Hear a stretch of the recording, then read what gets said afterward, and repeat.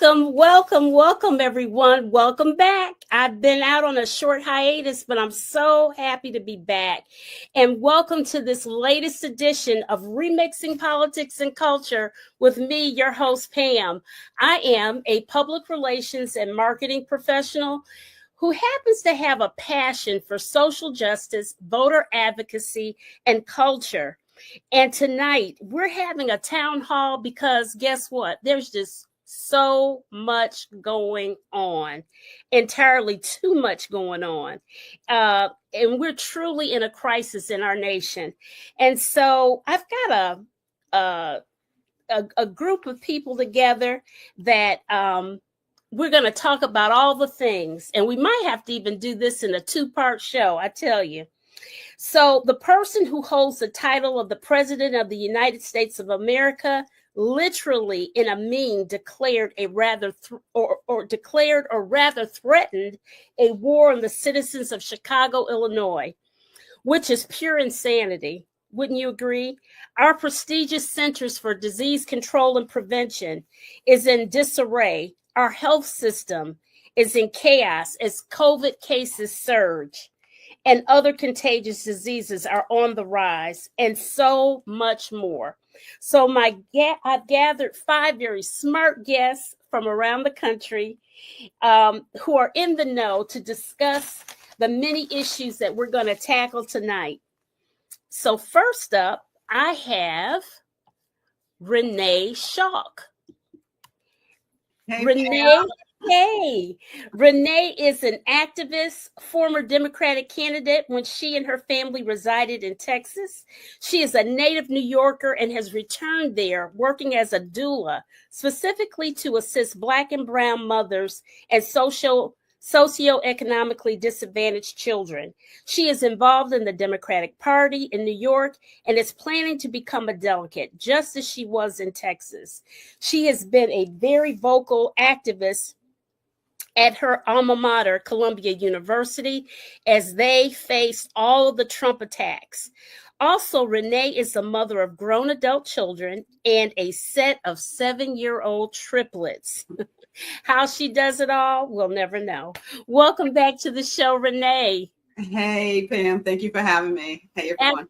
Absolutely. Okay, Zach, you're up next. All right. Next up, I have Zachary Clipper. Zach is a native of Detroit, Michigan. Zach is retired now, but has worked in the television production industry and retired as a customer relations executive with a national grocery chain. Zach was a founding member in the 80s of the Ann Arbor chapter of the National Black Independent Political Party. He is a Pan-Africanist who believes in the unification of the Black diaspora. Welcome back to the show, Zach. Glad to be here. Absolutely. Glad to have you. Next, she is new to our show, Angel. You put your camera on. There she is. Next, I have Angel Thibodeau Roberts. Angel has held a hero's career as a firefighter, emergency medical technician, and investigator. She serves as a public information officer at a fire department in the state of Texas. She is a native of Louisiana.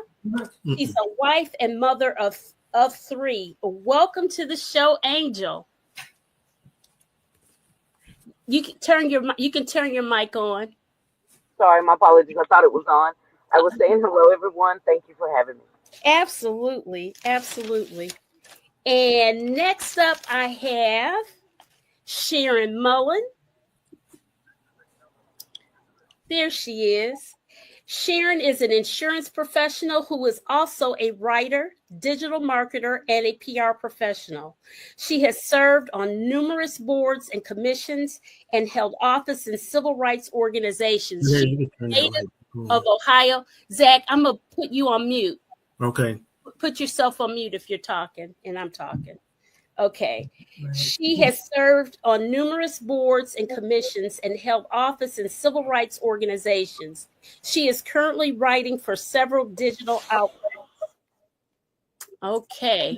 And last and certainly not least, we have Dr. Ronald Charles.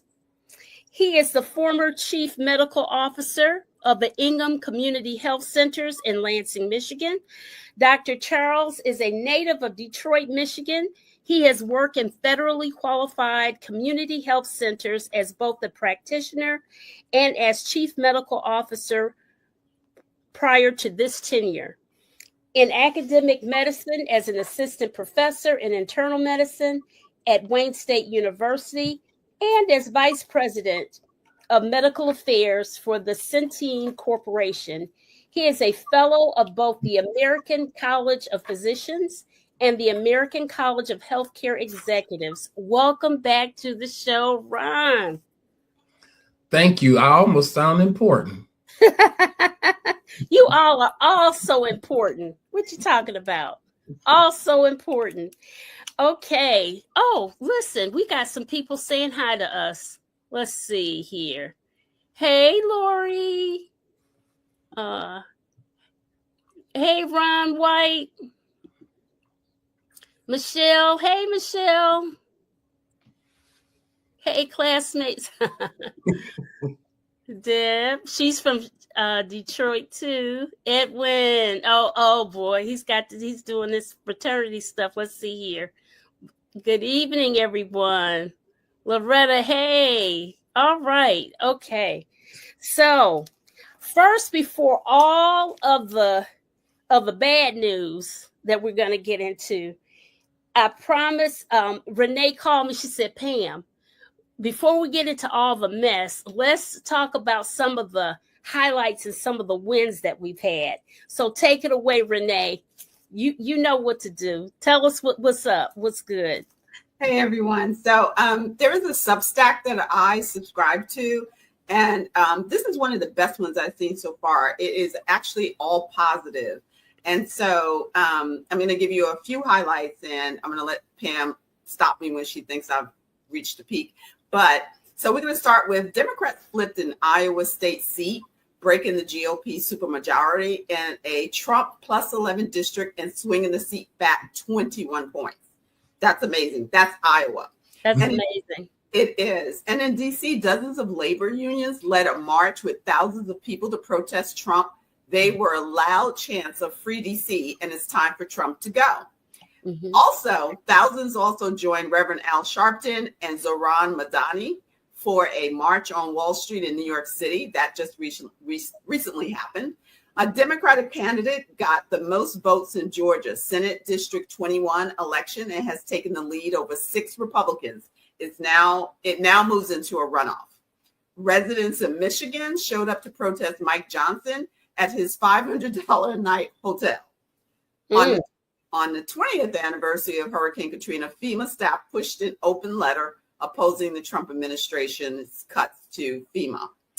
A judge has denied Meta's request to dismiss a sexual harassment lawsuit brought against it by early employee Kelly Stonelake. California Supreme Court denied Republicans' petition to block Democrats' redistricting ballot on the measure on the ballot, the second GOP challenge to the redraw that is thrown out in 1 week. Through fundraisers, grocery deliveries, Adopt a Corner initiatives, and ICE Watch, Angelenos are coming out together to support their immigrant neighbors. Representative Alford, a Missouri Republican, said that the National Guard shouldn't be sent to cities without a governor's request after Trump threatened to send troops to Baltimore. There is so much good news. I mean, this goes on and on. Fox News has called for stricter gun laws live on air after the Minnesota shooting. The new Gap ad, if you guys have not seen the new Gap ad, you should really watch it. It features the global girl group Cat's Eye. It's going viral, not only because of the impressive choreography, but it embraces, it's an embrace of individuality, cultural diversity. American Eagle needs to take note. So you all know about that American Eagle thing where they talked about jeans as if white jeans are better than black jeans kind of thing. Yeah. Legal women voters, and this is the last one I say because there's so much more to go, reversed their position and now are neutral on the Prop 50. And who did that? We did that. Going out and protesting really makes a difference. Thank you. I'm going to let you take it over, Pam. Okay. All right. So we can breathe some good news before we get into the mess, before we get into the rest of the mess, that is. Okay, guys. So let's get into it. First up, you know who was sending the National Guard and military into Los Angeles. And then next, the military, I know at least the National Guard was sent to Washington, D.C. And now there are threats to sending the military into Chicago with a direct threat of war, complete with a meme, an AI image of Trump, and the threat. And let me show you.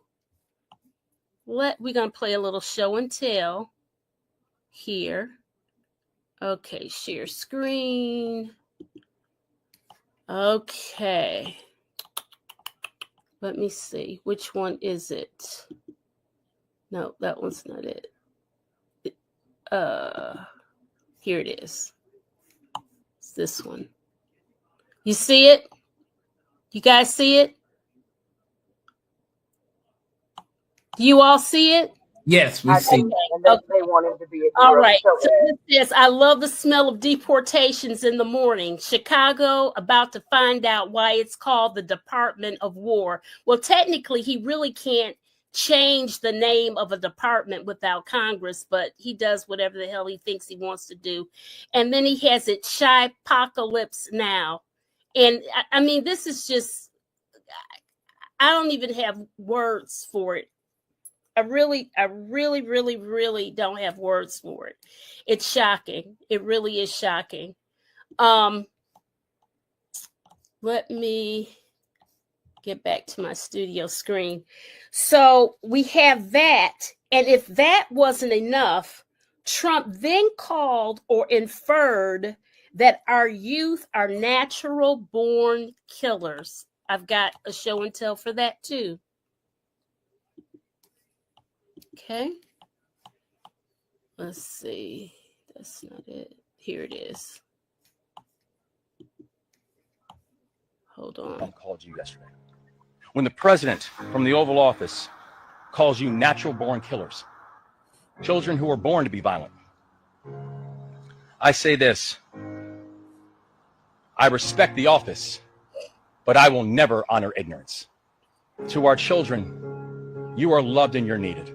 To our children, we believe in you and we invest in you. To our children, we love you and we are going to honor every God-honored potential that you have. To our children, there's nothing we won't do to keep you safe. To our children, we love you and we are going to make sure that you are never bullied. And I don't care what position they hold.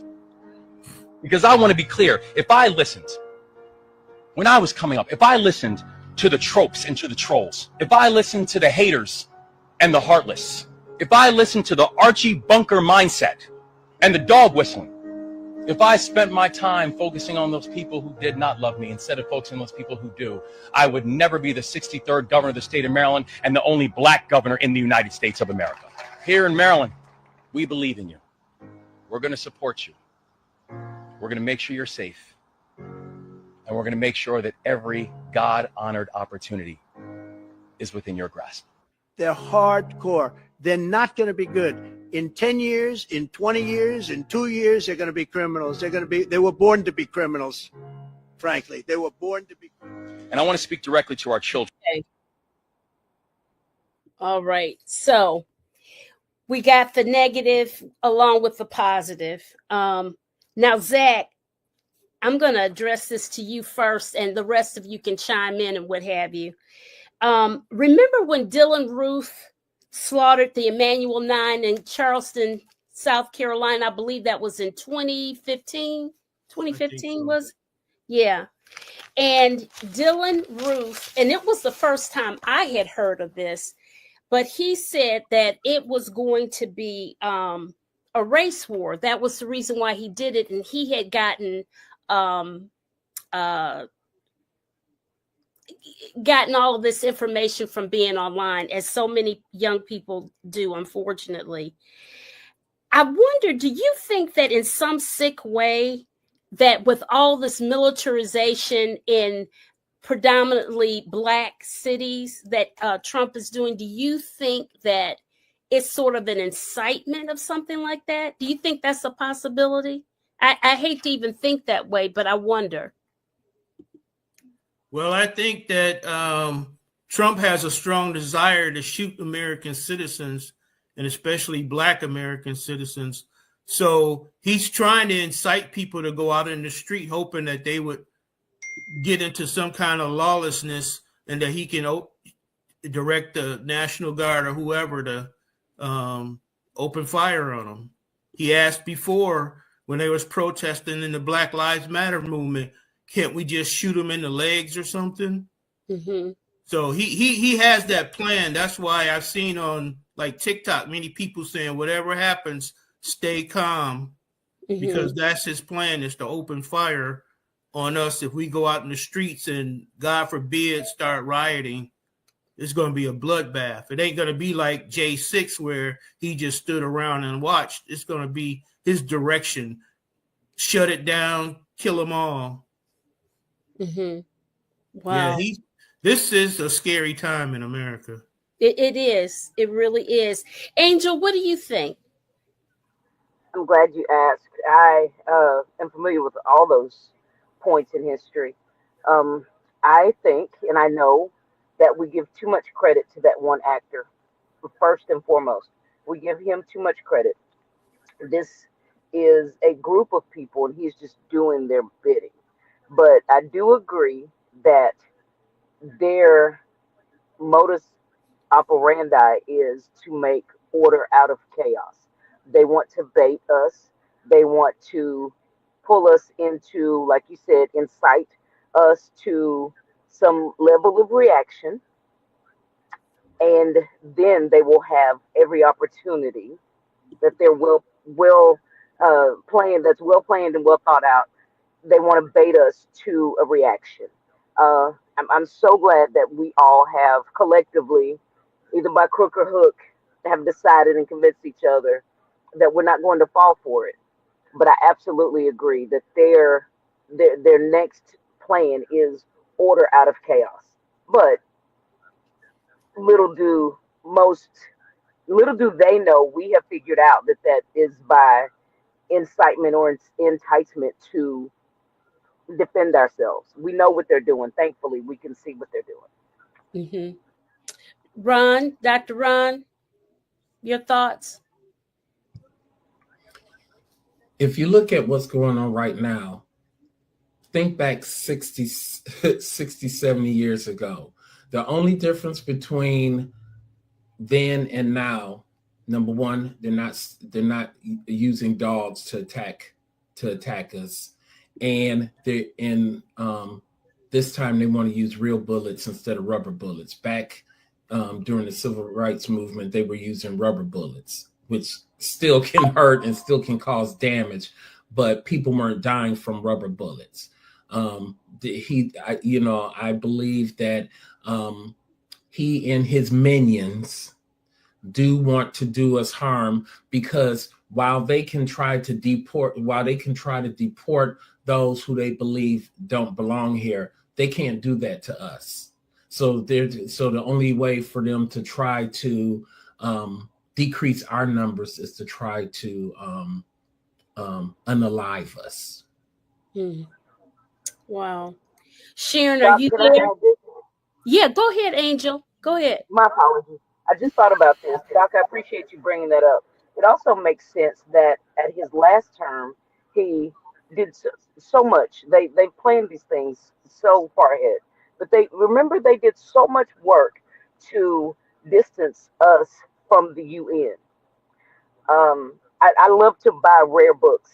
One of those books is one I bought for my husband, and it talked about all of the civil rights grievances and things that happened in the country, specifically to Black people, that we went to the UN with.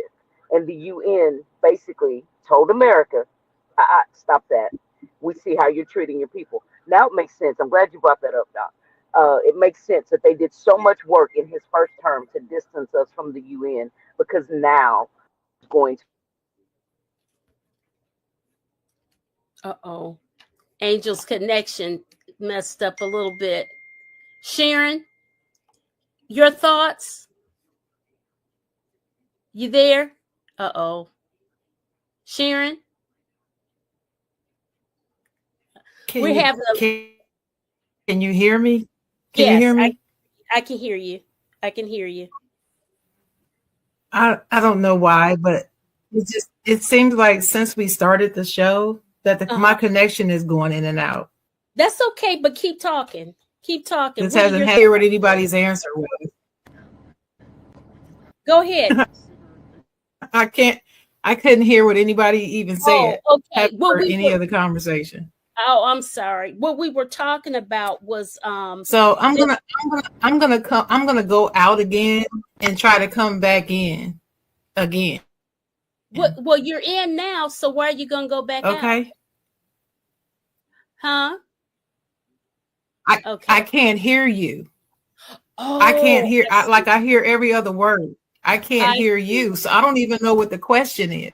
I see. I'm sorry. That's what I'm saying. Sorry. I don't even know what you're talking about. I can't hear it. Okay. I'm so sorry. I don't know what it was. Fine when I came in before. Remember, there was no issue when I tested the sound.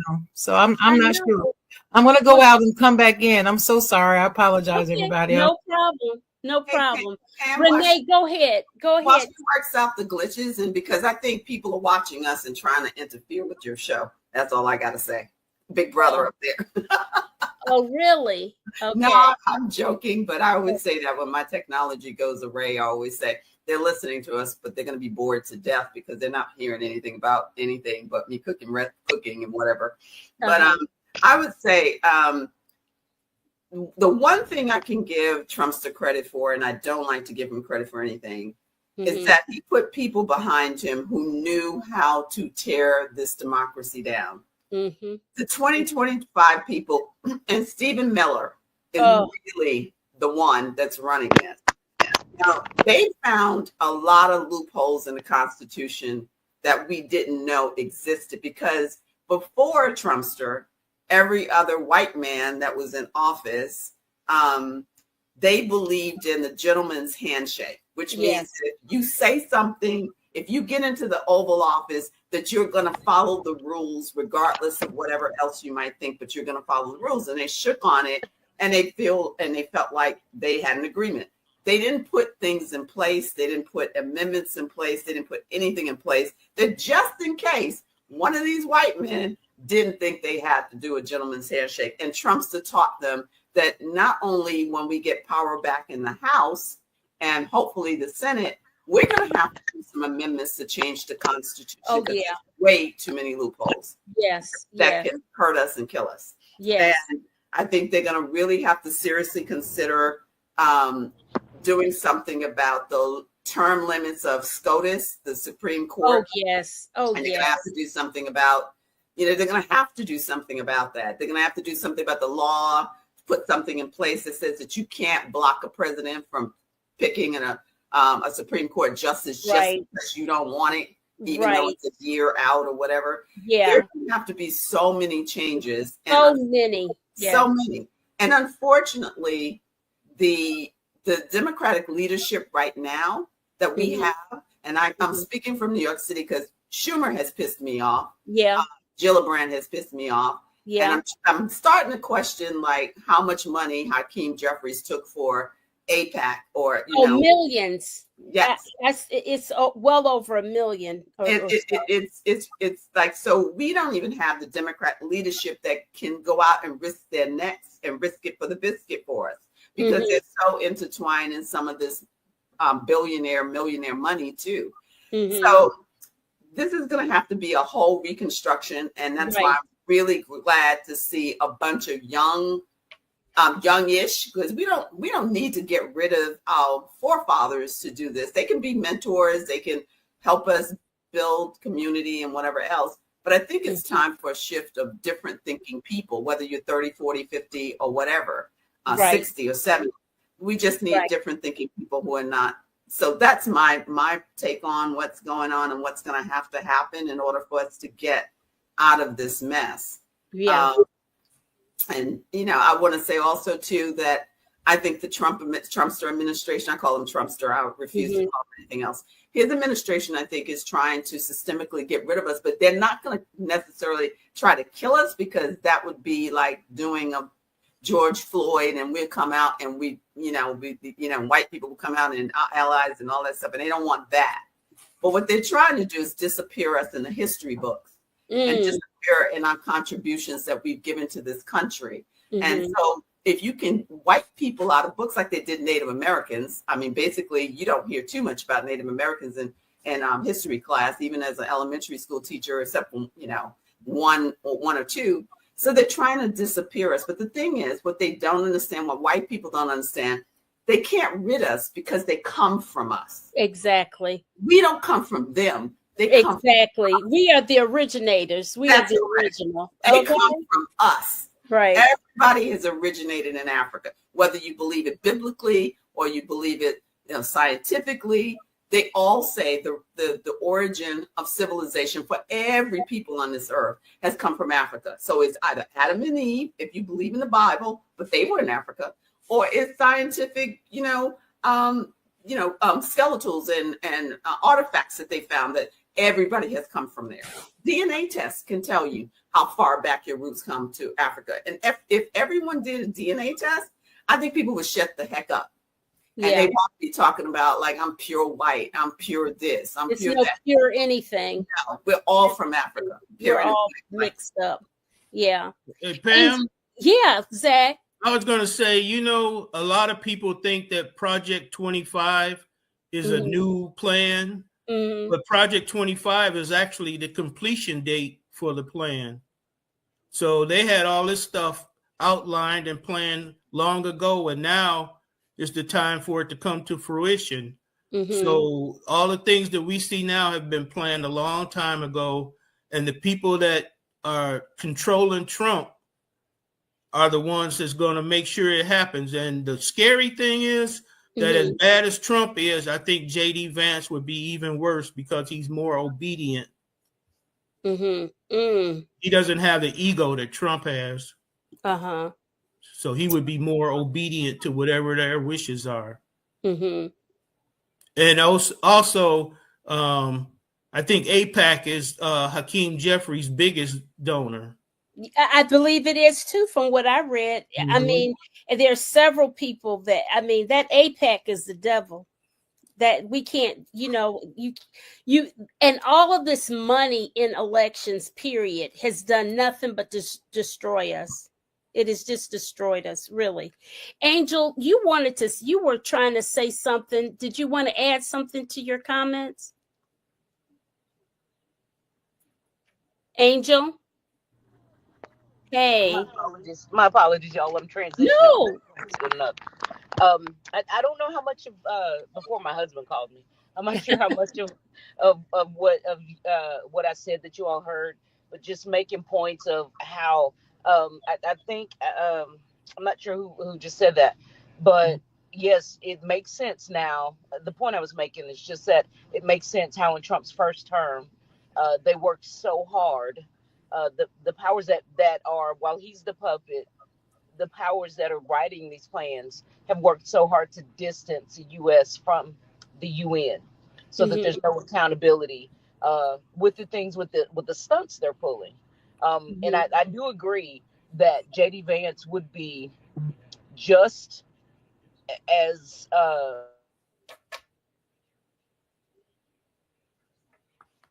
just as much. I don't think he has the cult of personality that Trump has. Can you hear me? Yes. I don't think he has the cult of personality that Trump has.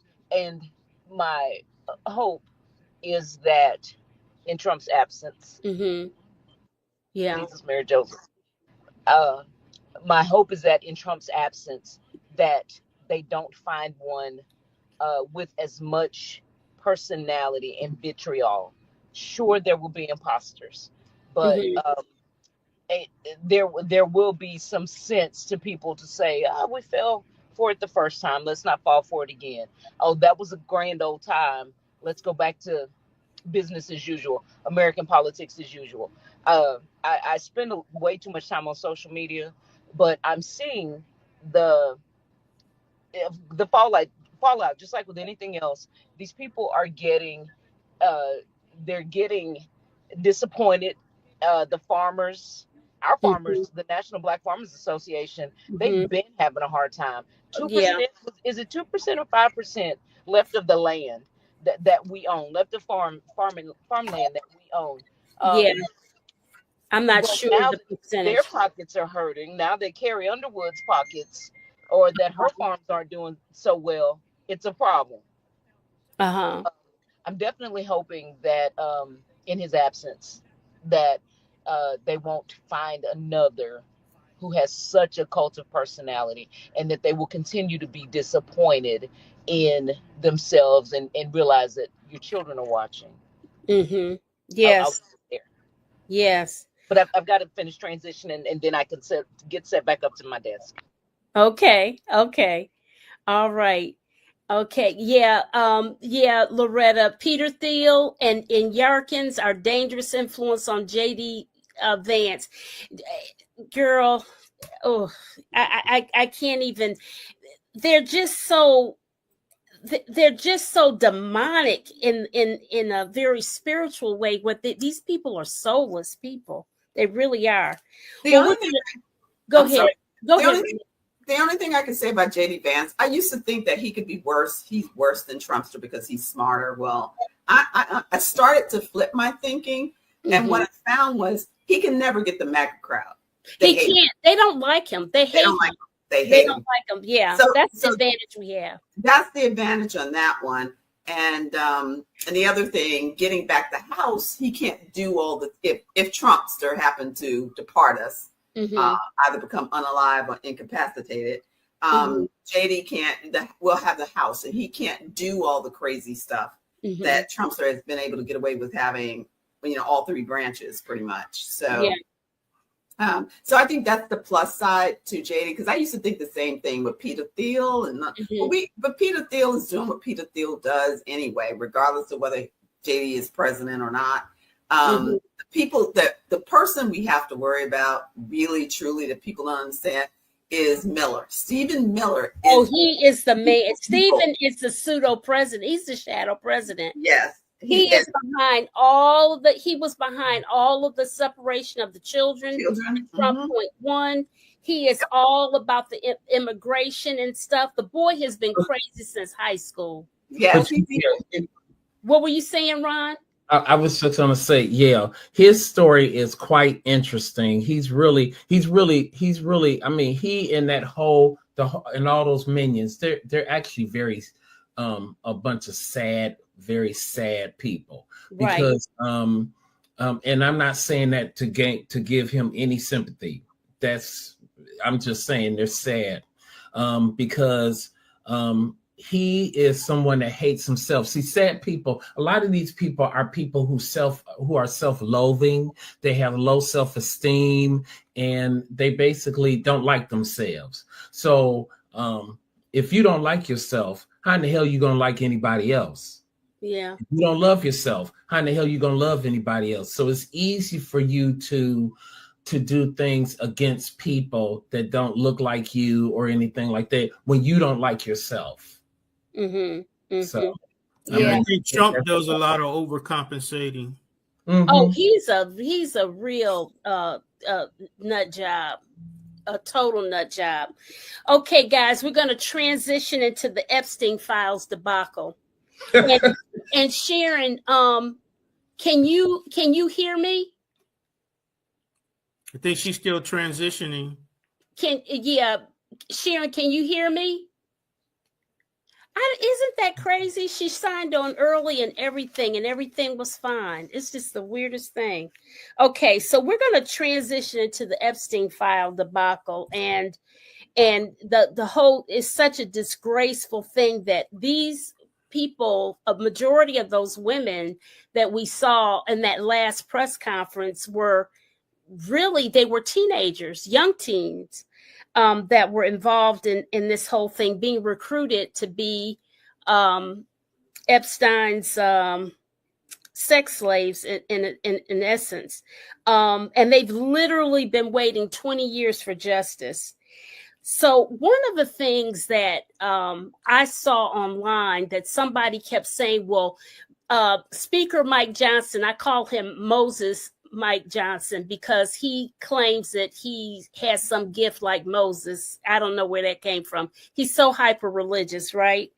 They refer to Trump as being an FBI informant. Okay. And I want you guys to understand what that's all about. So it's part true and not true. Okay.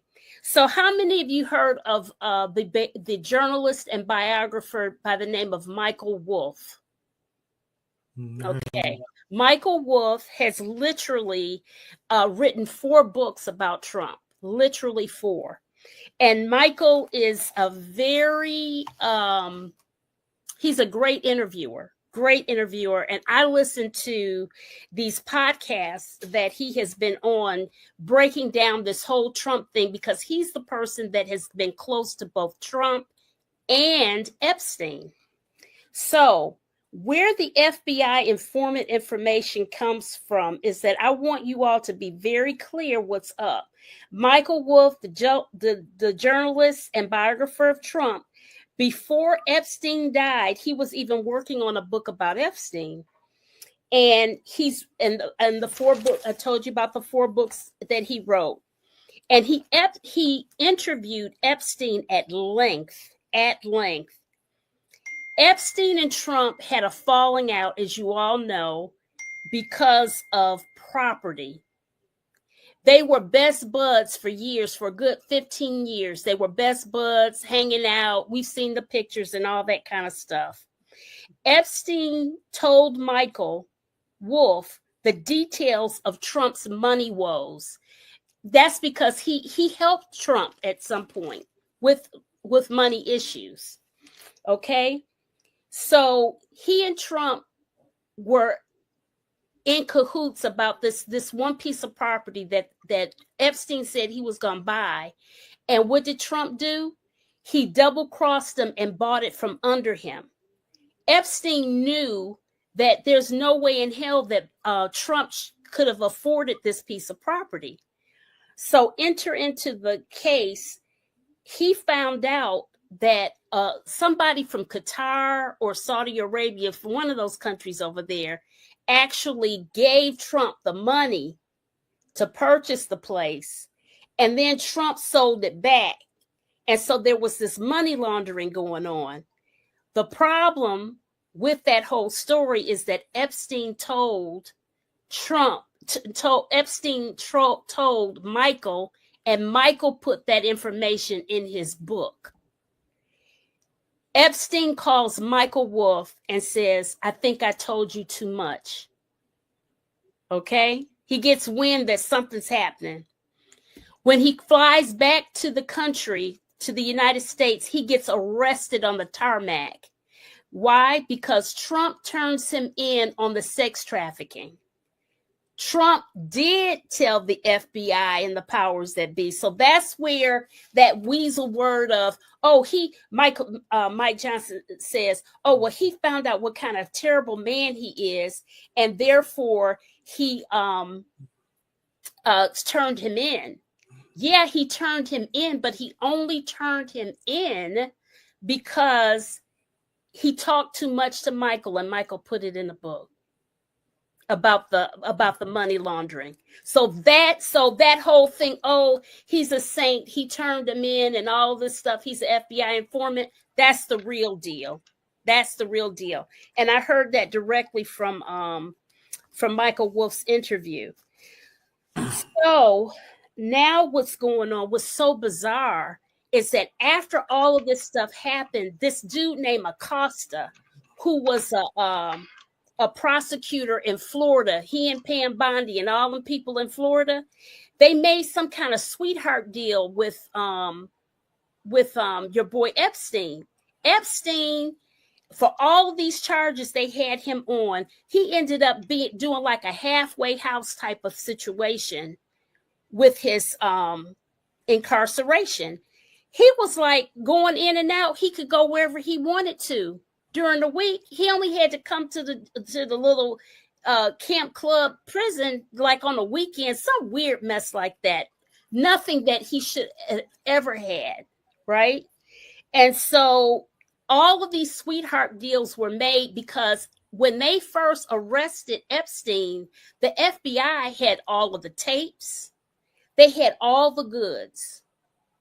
Michael Wolff documents all of this. They had everything. So that's how Epstein made his money.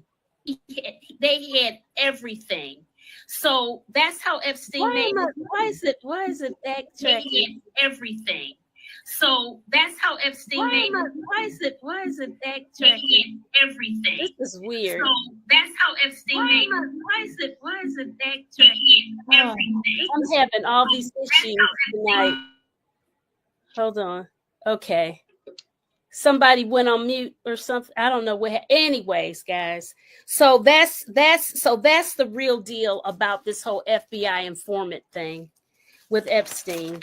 But the fact of the matter is, Epstein made his money because he had all of these wealthy people. How the deal worked, there wasn't really a list. The wealthy guys knew if they wanted a date that night or whatever they wanted, all they had to do was ring Epstein or his girl Ghislaine Maxwell, and they got the hookup. They got who they sent to them. That kind of thing. So that's how that thing went. And the list, there isn't a pure list per se. There are phone logs, is what Michael Wolff explains. Because the guys knew where to go to get the action. Right. So what Pam, whatever happened to the Steve Bannon interview that he claims he's got like 15 hours of tape of Epstein before he died?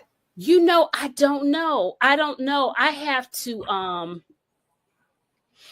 I think that Michael was supposed to talk about that a little bit, and I haven't gotten to that interview just yet, I don't think. Because I try to listen. I've listened to Michael faithfully for several weeks now. And I'm going to tell you, that was Epstein. Epstein told him, he said, "You were my big mistake. I told you too much. I told you too much." This all plays out like a bad movie, but it's a saga. It's a saga. Yes. It's ongoing. I make the joke often that I almost need Legos to keep up. Almost need different color Legos to keep all these parts and pieces in order. Depending on your train of thought and your background, you know that this guy, I love how you put it, the person who occupies the White House. Depending on how you look at things, it's so easy to see that he's doing his best impression of a New York mob boss. He's doing his best impression. You mean to tell me Epstein was such a concern that they let him go in and out freely from the halfway house? And if something happened to him, man, forget about it, right? Something would happen to him. The fact that they thought they could trust each other, and it's the honor amongst thieves, so obvious. It's so obvious to me. And you'll notice the patterns in the histories. They always tell just enough of the truth. So again, I didn't lie. You know, they play these games, they do these things, and we've seen them for years. Maybe it's just a cultural thing for me. And and because I'm a Black woman from the South, ain't nothing new under the sun. We've seen these things before. I'm just glad we're having the conversations. Yeah. Anybody else? Be known, I think Epstein worked for the government, and that was his job, was to get dirt on powerful people so that they can control these people. There's a term called honeypotting, where you give people something to get them to let down their guard, and then you get information and you could reuse that information against them. And I'm pretty sure that Epstein worked for the government. I don't know if he did or not, to be honest. I just think that he was just a freak, and he was just a sexual creep, Deviant. and he knew what he could do, and he was. They said one thing Michael Wolff said about Epstein. He said he was very intelligent. He's a very intelligent man, and he's. I tell you, Michael, he's got stories for days about this guy. Is he no more? Oh, go ahead. What were you saying? My Angel? apologies. I'm sorry, y'all. I love these types of conversations. Forgive me. I don't mean to be so insistent. Was he not much more than a modern day pimp? No. With the mannerisms, with the intelligence, with the knowing who and how, and I have just what you need, and what color do you want, and how tall. I believe he was intelligent. Most pimps are. Yeah. That's all he was.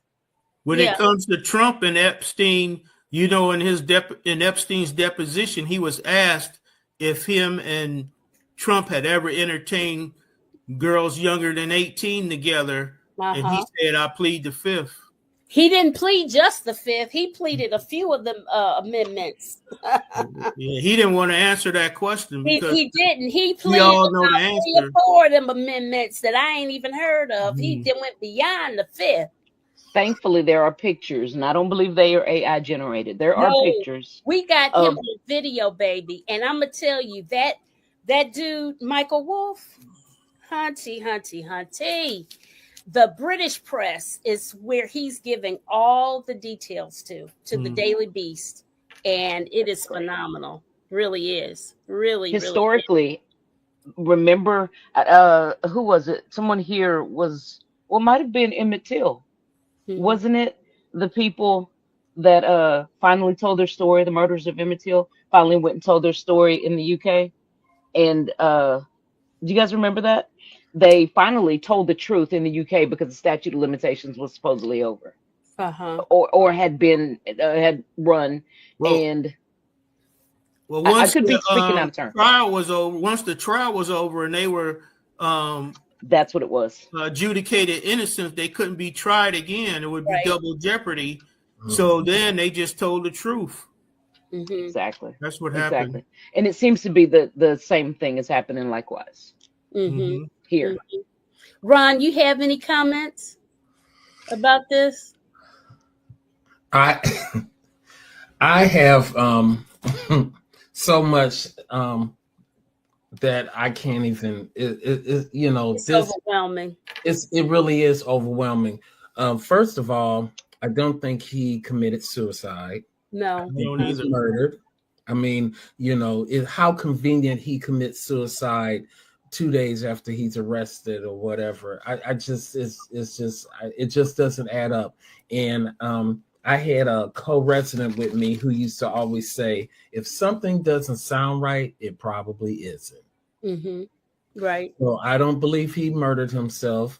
I believe that there is a treasure trove of information in those Epstein files that I think people didn't realize how involved Dump was in those, in his relationship with Epstein, and then in terms of all those, in terms of basically human trafficking, because that's what it was. And so while initially everyone was saying we want to, expose the files. Once the FBI, once Pamela Bondi and company actually read the files, they realized how deep Dump was implicated in those files, and that's why they've been reluctant to release them, because they know that there's a whole lot of stuff that would mean the demise of this administration. Well, I tell you, once everything comes out, it's going to be demise of everybody that's hands touched it, because they've lied and they've obstructed justice. And you know, I truly believe, I have a minister friend who who always says that what's in the wash is going to come out in the rinse. Mm-hmm. So I truly believe, you know, because God is always about truth. Mm-hmm. And I truly believe that all the truth is going to come out. Now, our challenge as humans is to because we want the truth now. We want justice now. But things work on God's timeline, because I think God knows that there's other things that that are corollary to to the truth coming out, that will have implications broad and wide. We just of course don't know that and can't comprehend that. But I truly believe that all this is going to come out. And make no mistake, history is not going to judge this administration, all the people in it, and all the people who were complicit with what's going on, or passively allowing what was going on. Anybody has a hand in it, they will not be looked upon favorably in the long run. Absolutely right.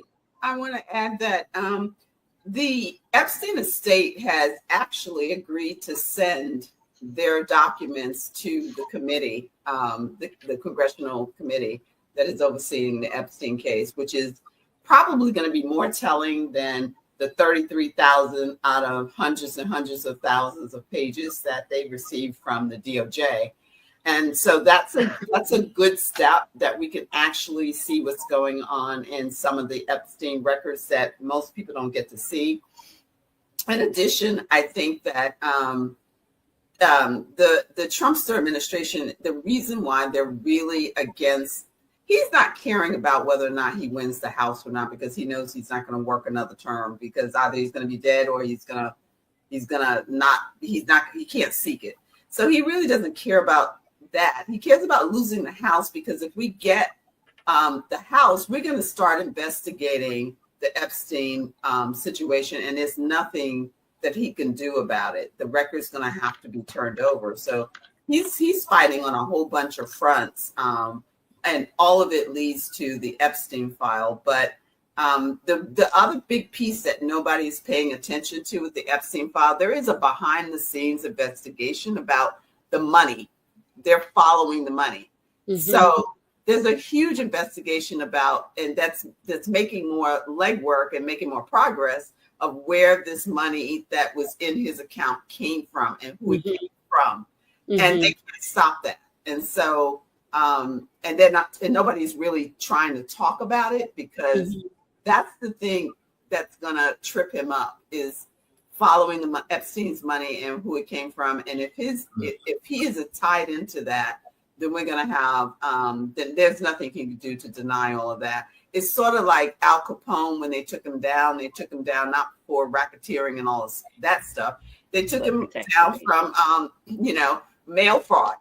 Mm-hmm. I mean, so sometimes you got to go to the back door to get what you want. And sometimes you got to think a little bit out the box to get what you want. And so following the money trail, I'm going to almost tell you that's probably where he's going to get tripped up. Right. Okay, so switching subjects again.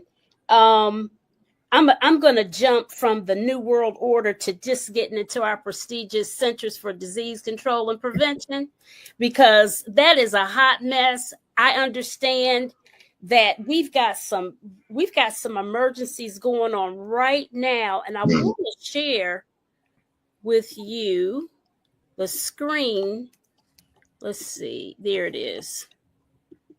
Right here. I don't know who this is that posted this. Just spoke to my CDC resources. They said RFK Jr. has ordered officials to hide tuberculosis cases, even as 3 active TB cases have been just reported in Maine. He's also suppressing bird flu reports. Pandemics don't start with viruses, they start with secrecy.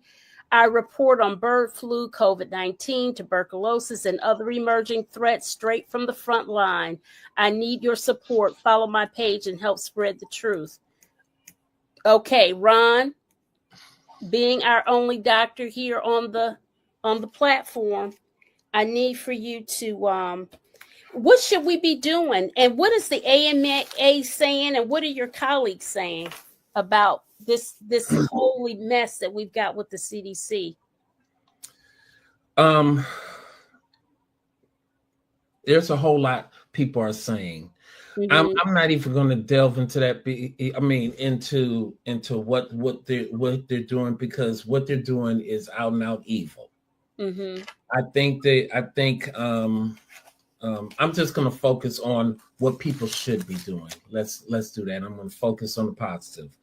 People should be following the advice of their trusted healthcare providers, their physicians, their nurse practitioners and physician's assistants who work under physicians, work with physicians and under physicians. They need to listen to the people who study the science. I'm not talking about these crackpot people out here like the Secretary of Health for Florida, who is going against he and the guy that's the head of the NIH and stuff like that, going all against the rest of the medical community to strike out there on their own to say, don't get vaccinated. I'm going to decrease all the vaccination mandates. Vaccinate your children. That's all I'm going to tell you. Vaccinate your children, because if you look at we never had problems with measles. We have not had problems with measles since the measles virus, since the measles vaccine has come into fruition. Everybody gets MMR. Yes. Mumps and rubella. We all got it as children. They're getting it. Our children's are getting it. Our children's children are getting it. Get vaccinated, because you don't want measles is a horrible disease to have. And you've noticed that the cases of measles have been on the rise. You've never had this. And you get vaccinated not just for the protection of yourself and your children, but for all those around you. Because believe it or not, there are some kids that cannot get vaccinated, or because they have problems with diseases that affect their immune system. Their level of immunity is not going to be the same, even though they get vaccinated, as the rest of the community. So when you're not getting your children vaccinated, you not only put your children's health at risk, but you're putting other people's children's at risk, and you're putting older people at risk. Yes. Older people love their grandchildren. Right. And they want to kiss and love on their grandchildren. But if their grandchildren is harboring some disease that could take them out, then you done disrupted the whole family structure. So get your children vaccinated. The AMA, all of the major professional organizations are saying it vaccinated. Vaccinations are important. Vaccinations save lives. Vaccinations decrease morbidity and mortality. Get vaccinated. Don't listen to these clowns out here. I'm sorry. I'm just gonna call it like it is. Call it like it is. People who are against vaccinations are clowns. Right. Do not listen to them.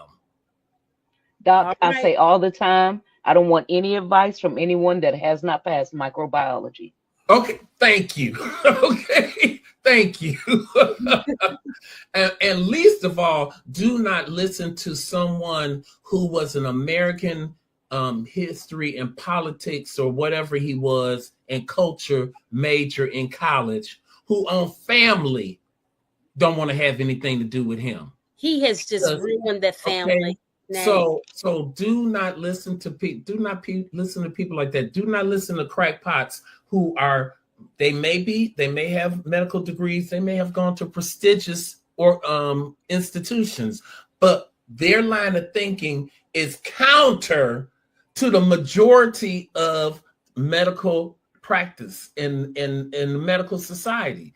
Don't listen to those people. You do what's best for your family and your children, because people, that's all I got to say, because it makes my blood boil to hear these people, because what they're doing is unethical. And the last statement that we say when you're graduating from medical school and you have to take that Hippocratic oath, the last statement is, and above all, do no harm.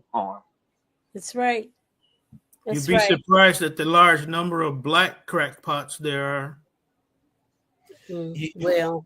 Well, I don't understand it, because we all, if as physicians, we all take the same courses, we all get exposed to the same things in our clinical years and in residency. So I don't understand why any body would do that. I'm not talking about medical doctors. I'm talking about relatives and friends and different people who will tell you why they didn't take the jab and all this stuff. But you did just remind me. You guys remember the pediatrician of African descent who they paraded that poor lady on the Capitol steps, if memory serves me correct, and she absolutely embarrassed us as a culture with the lies she was spreading about ivermectin. Oh, and yeah, that lady. You remember that pediatrician? But I don't know where she got her degrees from or whatever. She was in Trump 1.0. Yeah, she was from Africa. She was from Trump 1.0. You were correct. Angel, you were correct. That's correct. But that ties more along the line of, and I'm a Christian, full through and through, saved and filled with the Holy Ghost. But those people are indoctrinated to a level of colonialism, and they want to assimilate to whiteness so much that they still have the mindset that master can do no wrong. He can teach us no wrong. And so whatever master says, we say, we give to our, even if it harms our people. But you just reminded me of that pediatrician. I'm curious to know where she is now. Yeah. Well, I had a relative this week tell me that Trump was a winner. Well, ignore that relative. Well, what's really sad is that there's a lot of people who, we really are suffering from the dumbing down of America. Yes, people are not reading. People are not researching. It's like, people, did you take civics? Did you take government? How can you allow yourself to be into thinking that the president is supposed to have all these all-reaching powers? Our forefathers, the forefathers of this country, while they may not have always had us in mind, did set up a structure of 3 branches of government that were supposed to be co-equal. Right. And supposed to be a check and balance on themselves. Right. We don't have that right now. I think that, again, as a Christian, I believe that God is going to self-correct, but sometimes God has to show us ourselves in a mirror before we realize that we're going down the wrong path. Yeah. Exactly. We asked for the evil king and we got him. I'm going to say about RFK Jr. is that this man was a heroin addict. Yes, his brain got fried. I wasn't going to bring it up. I didn't know if it was fair play. Because addiction is a disease. Girl, Angel, everything is fair play because Trump's made everything fair play. Mm-hmm. Right. Addiction is a disease. I wasn't going to bring it up. But he was a heroin addict, but not just he was a heroin addict, but he introduced heroin to some of his cousins. Yes. He got them hooked on it. That part. Was peddling narcotics. And he also, he brainworm aside. I mean, I'm just going to say this: eating bears that you pick up and find in the park. This man is not healthy. He is no way near healthy. So how are you going to tell us how to be healthy? Look at that burn he had on him when he had that hearing on the Hill. He is tan so much that he looks brown. I mean, literally brown. That is not good for his skin. Tell me if I'm wrong, doctor.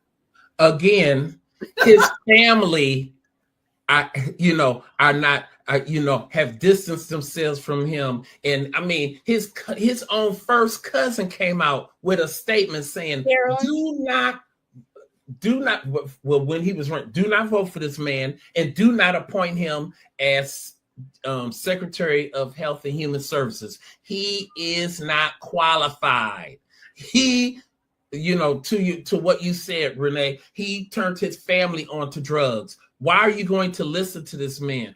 But, unfortunately, we have a Congress that cannot think autonomously, and for some godforsaken reason is so afraid of this person that is in the White House that they will roll over and do whatever he says. I don't know if it's, I believe it's because of the power, but this Bible verse, this verse keeps coming up in my head constantly in regards to this Congress and these people like Elon Musk and Zuckerberg and all these people who are condoning this behavior.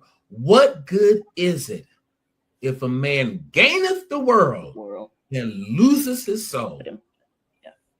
Because a lot of these people they've lost their soul. Mm-hmm. They don't have to say, doctor, many of the Congress people, the Republicans, are probably in the Epstein file. I'm just saying. I would doubt it. They're crashing Grinder every time there's a convention, okay? Listen, I don't have a problem with reminding them of that. My father-in-law is a staunch Republican. And y'all, I would have, if I'd had my meta glasses on, I would have recorded it. He is a huge fan of Trump. God. Yeah, imagine. It makes it honestly does. We give him grace.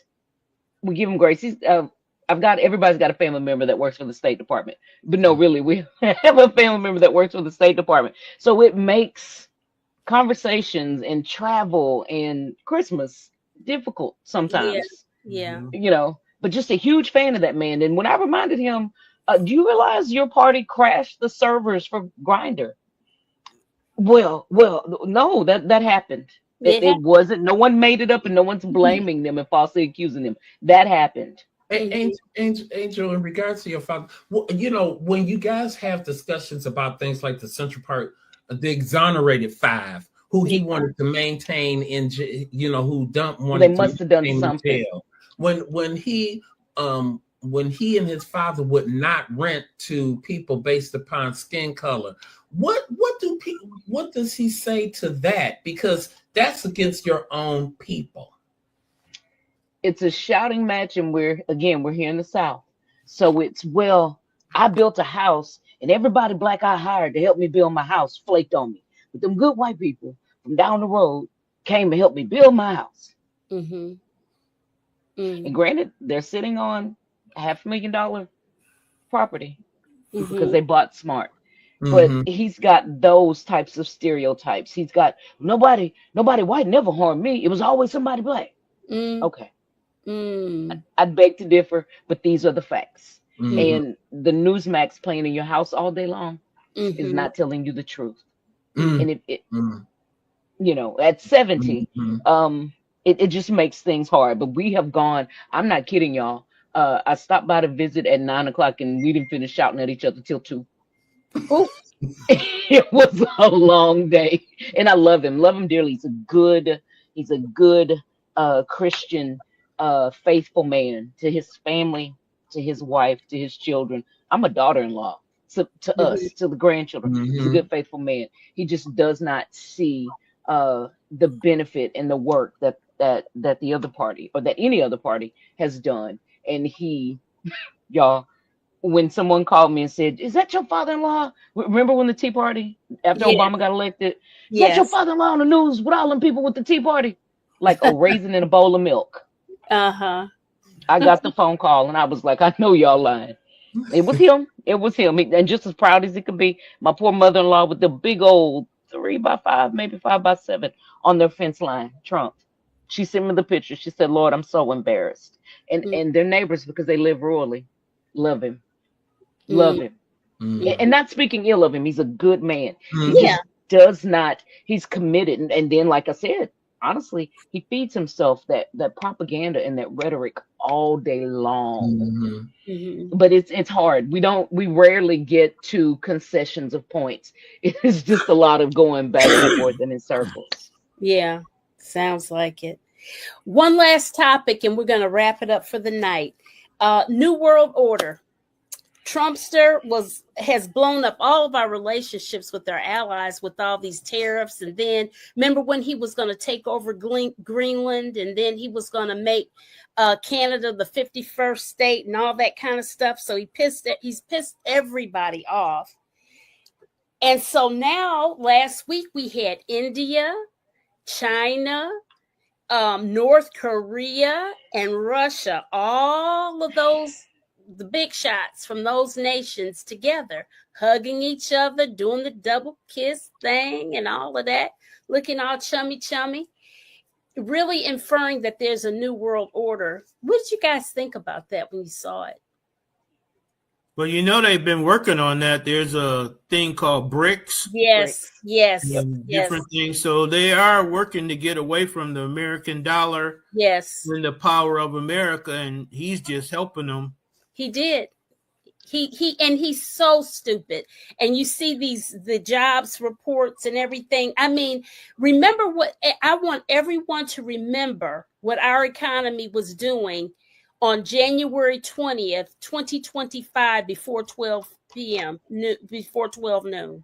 Everything was fine. It was going in the right direction, and it was the envy of the world. And he's ruined it. He's just tanked it. Unnecessarily. Yeah, they're not even reporting all the layoffs that's going on in the oil industry. I know a guy. Industry. Yeah, I hadn't heard that at all. Yeah, there's a guy on TikTok who's like 51 and he's already retired from the oil industry, and he calls himself Mr. Global. And he has been reporting about in the last 10 months they've lost like 15 oil rigs that's been shut down, and Conoco and all these other oil companies are laying off people because Saudi Arabia, at the request of Trump, has been flooding the market with oil. Why would he do that against his own people? This is what I'm saying. The dude, it's like it's like Russia has told him to just ruin America, just blow it up. He wants lower gas prices right away. So what Mr. Global was saying was that pretty soon we will have lower oil prices. They're going to drop like crazy. But after that, Saudi Arabia is going to cut back on production and the price is going to soar. Yeah. And who's going to buy it anyway? Because they won't have a job to go go anywhere. I mean, it's just insane. It's just insanity. Well, the thing that hurts the most for me as a Black woman is that 7.5% of Black people, Black women, I think it's Black people altogether, Black men and women are unemployed now. That's double the rate that it had been. And a lot of that is coming from the fact that many Black people, particularly Black women, worked for federal agencies because it was a way to step up and earn income and get great benefits and equal playing field and all of that. They were the first ones they cut. They picked agencies that were mostly dominated by Black women and Black people. Mm-hmm. That's what they did. And they cut those jobs. So 300,000 Black people are out of jobs. Mm-hmm. I think I heard 300,000 Black women. Black women. I heard 300,000 Black women. I know they said that the unemployment rate for Black women was up to 6%. Woo. And then for young people, it's at 10%. Mm. So young people can't find a job. Black women are out of work. It's and that is how he's getting to us. He's not necessarily killing us in the street because that would be too obvious and we would be too much uproar and all that. So he's trying to ruin us financially, disappear our history back again, like I said at the beginning. That is his strategy.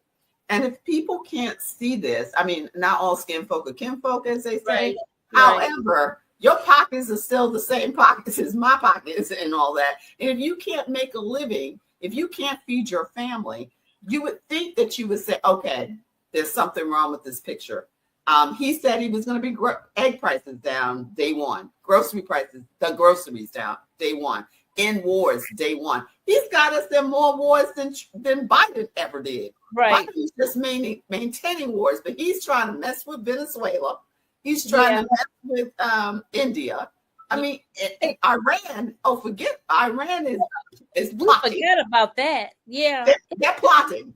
They're underground doing their nukes. They're plotting. They're like, okay, you do what you do. Matter of fact, Khomeini was also at that meeting with the top leaders. By the way, yes, he was. I didn't know that. I did not know. I'd never heard about Iran being with them. Yes, if go back and Google it, but I'm pretty sure I saw that Khomeini. No, they were. Yeah. You're right, Renee. Khomeini was there too. He didn't take a lot of pictures with people because he's probably trying to stay out of, save his life or whatever. But he was there too. They had other leaders of other countries. I mean, I think like 20 other countries, leaders that were there. Yeah, I think South Africa is involved in BRICS. Right. South Africa is part of BRICS. I remember hearing about BRICS 2 years ago. I talked to my dear friend who's international guru, and he said, "Oh, Pam," and I love them dearly, but he said, "Oh, Pam, don't worry about that. He was good old USA dude, Italian. Oh, Pam, the American dollar is strong and blah, blah, blah, blah." And I thought to myself, when you get that kind of group of people together, there's a dead cat on the line somewhere. Something is up, okay? And it's not to our advantage at all. And so Trumpster is very upset the fact that he can't be at the cool kids table. Yeah, that part. And he also can't be at the authoritarian table. They didn't invite him. No. It's like, we doing this. We're going to do a huge media thing and in your face, Trump, especially when you had American people get on their knees and roll out a red carpet for Putin. Guess what Putin going to do for you? He's going to go and get with all the other people that you can't play with. That's right. That's right. Oh, well, one last quick thing. I understand why Kim Jong-un is not friends with him anymore. He used SEAL 6 to try to take out some North Korean people that were just fishermen in an attempt to put a listening device in Kim Jong-un's office or something. Yeah, I saw that from you. I saw that. Yes, I did not know that. Man, you know what?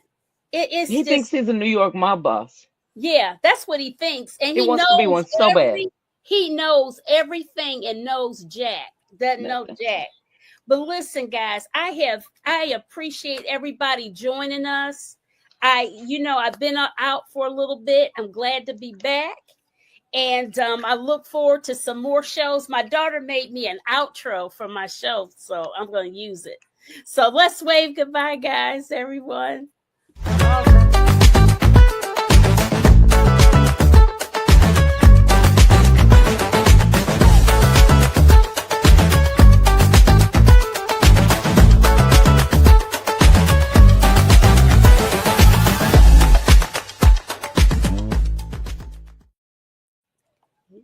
Okay.